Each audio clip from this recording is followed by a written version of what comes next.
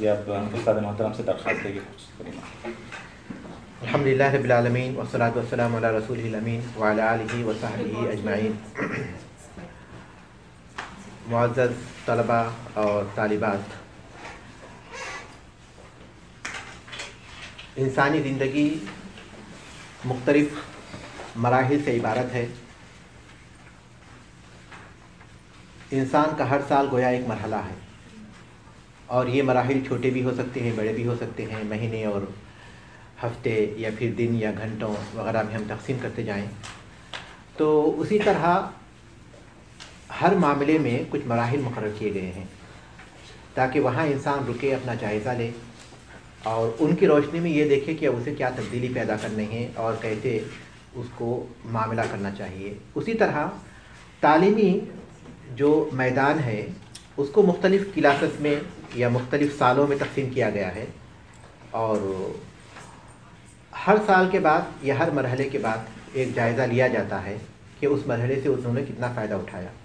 جو مرحلہ 5واں تھا ہمارے اس کورس کا، اس میں آپ نے کیا کوششیں کی اور کیا محنت کی اور اس کا کیا نتیجہ ہے، وہ آپ کے ہاتھوں میں. یہ اس مرحلے کا ہے، اگلے مرحلوں کا نہیں ہے. جنہوں نے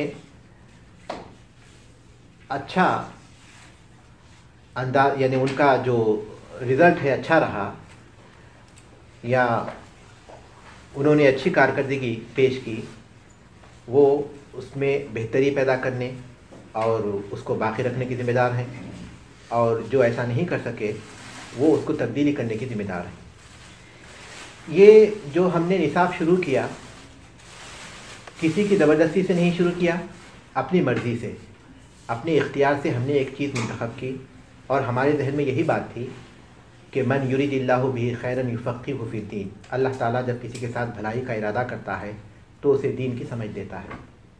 تو ہم نے اس بات کا فیصلہ کیا کہ ہم ان لوگوں میں شامل ہو جائیں جن کے ساتھ اللہ تبارک تعالیٰ بھلائی کا ارادہ کرتا ہے. اصل کامیابی یہی ہے کہ وہ جس مقام پر ہم پہنچنا چاہتے ہیں اس مقام پر پہنچنے کا جذبہ ہمارے پاس کتنا باقی ہے، اس میں جوش ہے یا وہ سرد پڑ گیا ہے. اصل اعتبار اسی چیز کا ہوگا. ہم میں سے کچھ طلباء یا طالبات ایسے دیکھے گئے ہیں جو بکثرت غائب رہے، اور کچھ ایسے ہیں جو پابندی کے ساتھ آتے رہے لیکن تعلیم کی طرف ان کی کوئی خاص توجہ نہیں رہی. جو لوگ پابندی کے ساتھ آتے رہے، اگرچہ کہ ایک مرحلہ انہوں نے پاس کر لیا، لیکن تعلیم کے ساتھ توجہ دینا یہ بھی بہت ضروری ہے. بنیادی طور پر ہم جب گھر سے نکلتے ہیں تو اس بات پر یقین رکھتے ہیں کہ من سلک طریقا یلتمس فیہ علما سہل اللہ بہ طریقا الی الجنہ، کہ جو کسی ایسے راستے پر چلتا ہے جس میں وہ علم کو طلب کرنا چاہتا ہے تو جنت کا راستہ اس کے لیے اللہ تعالیٰ آسان کر دیتا ہے. یہ ہمارے مقصد میں ہوتا ہے. جب ہم نے اس بات کو اچھی طرح جان لیا کہ علم کے راستے میں ہم کوئی مسئلہ ڈھونڈنا چاہتے ہیں، اپنے گھر پر بیٹھ کر، کرسی پر بیٹھ کر بھی اگر کوئی ہم مسئلہ تلاش کرنا چاہتے ہیں تو وہ ہم علم کے راستے میں، اس علم کے راستے میں چلنے والا ہمارا ایک قدم بھی فائدے سے خالی نہیں ہوتا، جنت کی طرف لے جانے والا ہے. تو پھر کون سی ایسی چیز ہے جس کی بنیاد پر ہمارا قدم کبھی کبھی اس سے پیچھے ہٹ جاتا ہے، وہ دیکھنا ہے. کبھی ایسا نہیں ہونا چاہیے کہ ہمیں کوئی مصروفیت ہو گئی، کوئی ذاتی مصروفیت، خانگی مصروفیت، کوئی کاروبار کی مصروفیت، کوئی ملازمت کی مصروفیت، تو کبھی ایسا نہیں ہونا چاہیے کہ اس مصروفیت کا سب سے پہلا شکار ہماری یہ کلاس ہو جائے. اس کا مطلب یہ کہ ہم نے اس مقصد کو پوری طرح ابھی جذب نہیں کیا ہے اپنے اندر. ہم جب یہ سمجھتے ہیں کہ ہمیں ہفتے میں ایک دفعہ یقینی طور پر ایک ایسا وقت ملتا ہے جس میں ہم جنت کے راستے پر چل سکتے ہیں، جنت کے راستے کو اختیار کر سکتے ہیں، جب یہ ہم نے طے کیا ہے تو ایسا نہیں ہونا چاہیے کہ ہماری مصروفیات کی پہلی جو ضرب پڑے وہ ہماری اسی کلاس پر پڑے، اسی جنت کے راستے پر پڑے. کبھی ایسا نہیں ہونا چاہیے. ہم کو اس بات کا جائزہ لینا چاہیے کہ جب ہم اس کلاس میں شامل ہوئے تھے تو اس وقت میں اور اب میں ہمارے اندر کیا تبدیلی آئی ہوئی ہے، کیا یہ جو تبدیلی ہے ہم پر کتنا اثر انداز ہوئی ہے. دیکھیے، انسان جس چیز کو اپنا مقصد بناتا ہے اسی اعتبار سے اس کی زندگی میں تبدیلی بھی آتی ہے. ہر ایک کا ایک طریقہ کار نہیں ہوتا. عمر بن عبدالعزیز رحمۃ اللہ علیہ کی مثال کو میں پڑھتا ہوں اور بہت تعجب ہوتا ہے، اور اس مثال کو دیکھ کر اپنا جائزہ لیتے ہیں تو کافی بہت بڑا فرق معلوم ہوتا ہے اپنا اور پھر مختلف لوگوں کا۔ عمر بن عبدالعزیز رحمۃ اللہ علیہ کے بارے میں آتا ہے کہ ان کے جو وزیر تھے، ایک مرتبہ رجا ابن حیوہ نام ہے ان کا، ایک مرتبہ ان کو 50 درہم دیے بازار سے کوئی کپڑا خرید کر لانے کے لیے۔ تو وہ کپڑا خرید کر لائے تو انہوں نے اسے پکڑ کر دیکھا اور کہا کہ یہ کپڑا بہت اچھا ہے لیکن ذرا نرم ہے، ذرا نرم ہے۔ تو وہ سن کر رونے لگے۔ عمر رحمہ اللہ نے پوچھا کہ آخر کیا بات ہے؟ تو رجا ابن حیوہ نے جواب دیا کہ جب آپ صرف امیر تھے، امیر مومنین نہیں تھے، خلیفہ نہیں بنے تھے۔ عمر بن عبدالعزیز رحمۃ اللہ علیہ کی زندگی بہت سے مراحل سے گزری ہے۔ ابتدا سے ہی وہ واجبات کے پابند تھے، محرمہ سے دور تھے، لیکن امیر تھے، وہ بے تحاشا پیسوں کو خرچ بھی کرتے تھے۔ تو رجا ابن حیوہ کہتے ہیں کہ جب آپ امیر تھے تو آپ نے مجھے 500 درہم دیے تھے اور کہا تھا کہ کپڑا خرید کر لاؤ، تو میں 500 درہم کا کپڑا خرید کر لایا تھا، تو آپ نے پکڑ کر دیکھا تھا اور کہا تھا کہ یہ اچھا ہے، میرے جیسا میں چاہتا تھا ویسا ہے، لیکن یہ تھوڑا سا موٹا ہے۔ 500 درہم کے کپڑے کو آپ نے کہا تھا کہ موٹا ہے، آج 50 درہم کے کپڑے کو آپ کہہ رہے ہیں کہ باریک ہے۔ یعنی وہ مہنگا کپڑا آپ کو پسند نہیں آیا تھا اس وقت، لیکن آج یہ سستا کپڑا ہے، آپ کہہ رہے ہیں کہ یہ بھی جو ہے آپ کو بہت بہت معیار سے بلند نظر آ رہا ہے۔ تو انہوں نے جواب دیا، اس جواب پر آپ غور کیجئے کہ انہوں نے کہا کہ میرا جو نفس ہے وہ بڑا خواہش والا ہے، ایک کے بعد ایک چیزوں کی خواہش کرتا ہے۔ میری خواہش ہوئی کہ میں فاطمہ بنت عبد الملک جو خلیفہ تھے ان کی بیٹی فاطمہ سے نکاح کروں، وہ مجھے مل گیا، میں نے نکاح کر لیا۔ میں امیر بننا چاہتا تھا، میں امیر بھی بن گیا، کیونکہ خلیفہ بننے سے پہلے وہ امیر بھی تھے مختلف مقامات کے۔ پھر اللہ تعالیٰ نے مجھے خلافت بھی دے دی، اب میں جنت حاصل کرنا چاہتا ہوں۔ ذرا غور کیجئے کہ جب انہوں نے جنت کو اپنا مقصد بنایا تو ان کی پوری زندگی میں کتنی تبدیلی آ گئی۔ 2 سال کی خلافت میں انہوں نے خلفائے راشدین کا نمونہ قائم کر دیا تھا پوری دنیا میں،